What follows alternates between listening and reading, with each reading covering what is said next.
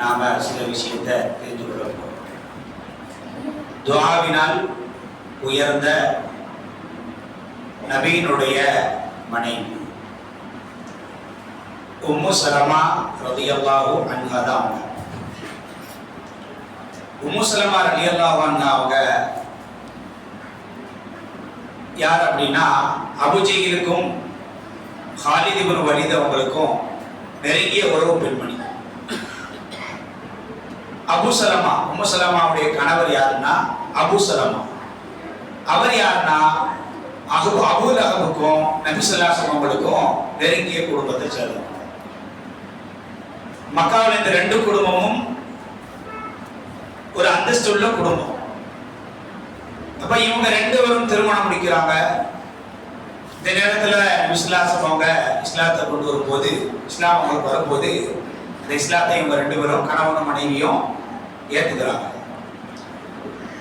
அவ ஏத்துக்கிட்டு கொஞ்ச நாள் ஆகுது, குடும்பத்துக்குள்ள இந்த மார்க்கத்தை பின்பற்றுறதுனால உம்மு சலமா வீட்டிலே எதிர்ப்பு, அபு சலமா வீட்டிலே எதிர்ப்பு.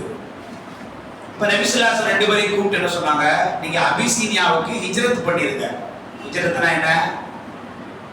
ஹிஜ்ரத்னா என்ன? டூர் போறதா? நாடு விட்டு நாடு போறது, எல்லாத்தையும் விட்டுட்டு போறது.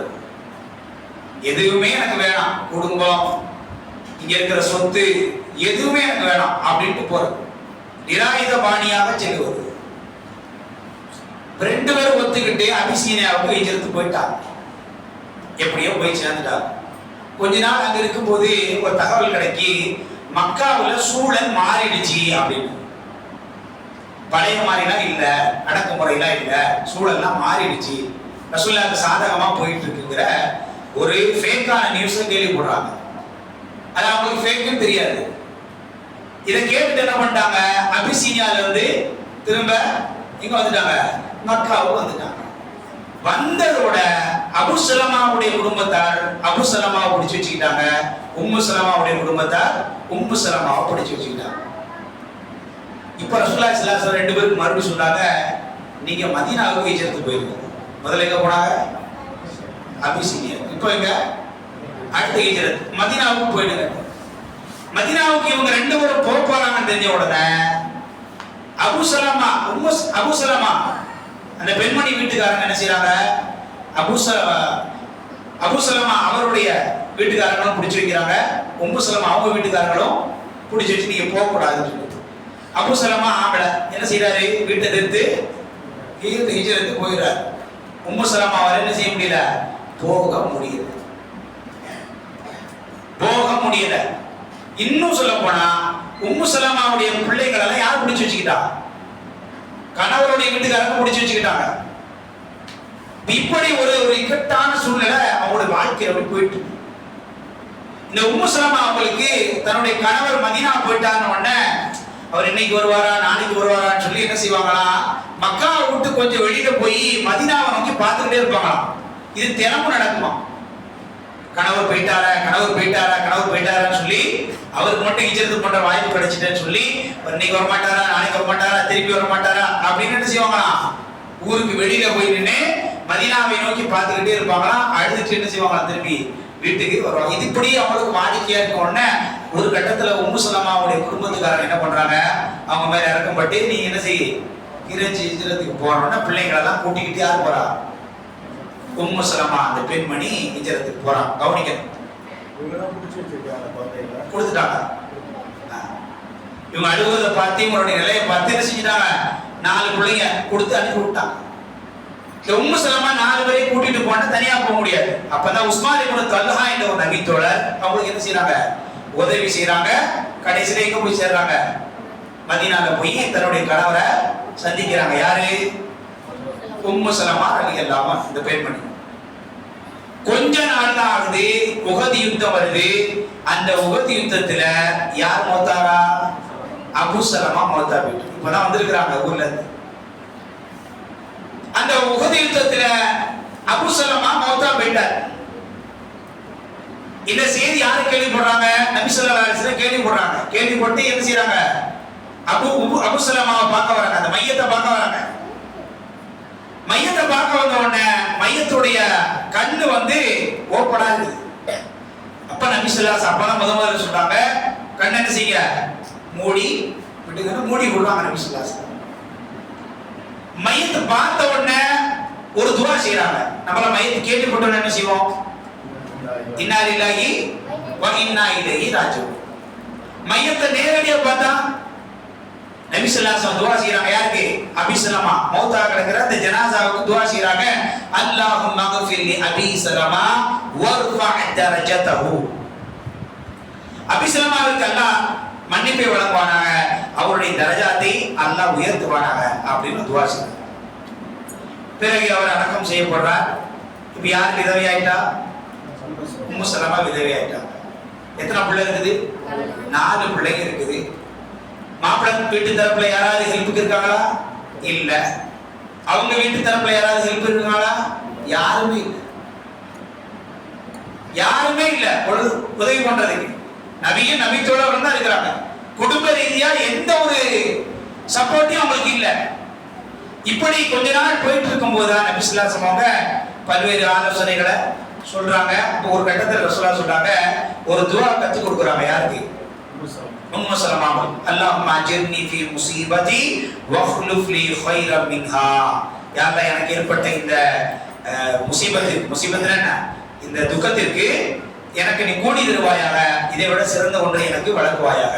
அப்படி இப்ப ரசூலுல்லாஹ் இந்த துஆவை அவங்களுக்கு சொல்லி கொடுக்குறாங்க. யாருக்கு சொல்லுங்க? யாருக்கு? உம்மு ஸலமா அவங்களுக்கு. உம்மு ஸலமா அவங்க என்ன செய்யறாங்க, இந்த துஆவை சொல்றாங்க. கொஞ்ச நாளா சொல்லல முதல்ல, அப்புறம் பிறகு அல்லாஹ் அவங்களுக்கு மனசுல போடுறா, அந்த துஆவை சொல்ல ஆரம்பிக்கிறாங்க. இருந்தாலும் அவங்களுக்கு ஒரு நெருடல். என்ன நெருடல்? மன் கைரும் மின் அபீ ஸலமா.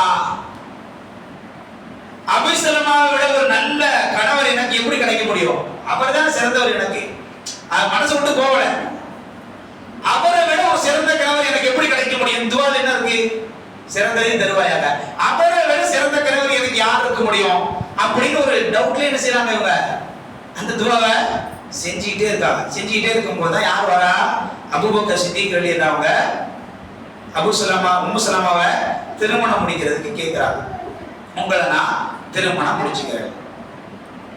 அப்ப யார் மறுக்கிறா? உம்மு ஸலமா மறுக்கிறாங்க. கொஞ்ச நேரம் ஆகுது, உமர் அம்மா வராங்க. உமர் கேட்கிறாங்க, உங்களை நான் திருமணம் முடிச்சுக்கிறேன், சம்மதமா? உம்மு ஸலமா என்ன சொன்னாங்க? மறுத்துட்டாங்க. கடைசியில் யார் திருமணம் பண்றா? நபி ஸல்லல்லாஹு அலைஹி வஸல்லம் அவங்க உம்மு ஸலமா அவங்கள திருமணம் முடிக்கிறாங்க. அந்த 4 பிள்ளைகளையும் யார் கேராப்ல எடுக்கிறா? நபி ஸல்லல்லாஹு அலைஹி வஸல்லம் அவங்க கேராப்ல எடுக்கிறாங்க. கேராப்ல எடுக்கிறாங்க. கொஞ்சம் யோசிச்சு பாருங்க, உங்க வாழ்க்கையை மாத்துனது எது? எது மாத்துச்சு? துஆ. துஆ. ஒரே ஒரு துஆ உறுதியாக என்ன செஞ்சாங்க? கேட்டாங்க அந்த துஆவை. அந்த துஆவுக்கு பிறகு அபீ ஸலமாவை விட சிறந்த கணவர் அவங்களுக்கு கிடைச்சாங்க. யார் அது? நபி ஸல்லல்லாஹு அலைஹி வஸல்லம். ஒரு சுருக்கமான வரலாறு அவளை பத்தி. தியாகம் என்பது ரொம்ப முக்கியம். சாதாரண பெண்மணி தான் இருந்தாங்க உம்மு ஸலமா. இப்ப யார் அவங்க? இப்ப யாரு? நபியோட மனைவி. இப்ப நமக்கு யாரு? முஃமின்களின் தாய். இங்க பேச்சு பாருங்க பதவி. எப்படி இந்த பதவி அவங்களுக்கு கிடைச்சது? தியாகம், துஆ, தியாகம். பல தியாகங்கள் செஞ்சாங்க மார்க்கத்துக்காக. அவங்க பண்ணிக்கிட்டே இருந்தாங்க. அபிசீனியா போனாங்க, மதீனா போனாங்க, பிள்ளைகளை இழந்தாங்க, பிறகு கணவரை பிரிஞ்சிருந்தாங்க, பிறகு கணவரை இழந்தாங்க, அப்புறம் பிள்ளைகளோட கொஞ்ச காலம் இருந்தாங்க. இந்த தியாகம் தான் அவங்களுக்கு என்ன பெற்றுக் கொடுத்துச்சு? சிறந்த ஒரு கணவரை என்ன செய்து அவங்களுக்கு பெற்றுக் கொடுத்தது என்பதை பார்க்கணும். அன்பான சகோதரர்களை கொஞ்சம் நாம யோசிக்கணும்.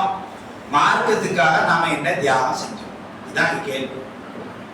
வரலாறு படிப்பு முக்கியம் அல்ல. அப்ப நம்ம ஒவ்வொருத்தரும் நம்முடைய மனசுல யோசிக்கணும், மார்க்கத்துக்காக நான் என்ன தியாகம் செஞ்சேன் என்பது முக்கியம். என்ன தியானம் செஞ்ச? நேரத்தால் என்ன தியானம் செஞ்ச? உடல் உழைப்பால் என்ன தியானம் செஞ்ச? பொருளாதாரத்தால் இந்த மார்க்கத்துக்கு என்ன தியானம் செஞ்ச? ரொம்ப முக்கியமான கேள்வி இது நம்மகிட்ட.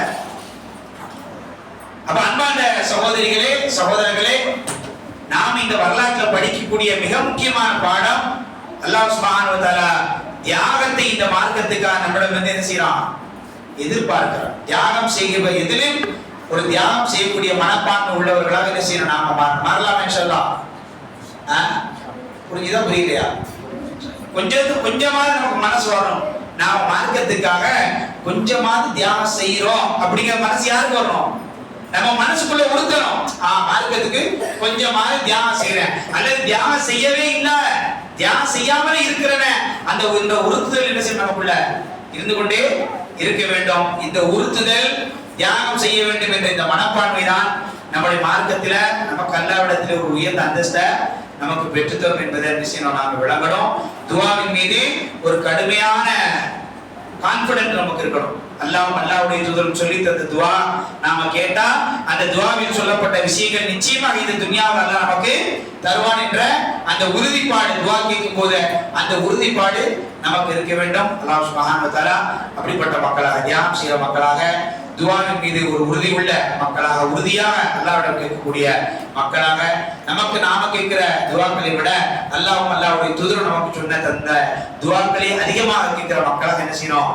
நாம் மாற வேண்டும். அல்லாஹ் சுப்ஹானஹு வ தஆலா தௌஃபீக் செய்வானாக. வாஹித அவானா அல்ஹம்துலில்லாஹி ரப்பில் ஆலமீன். அஸ்ஸலாமு அலைக்கும் வரஹ்மத்துல்லாஹி வபரகாத்துஹு.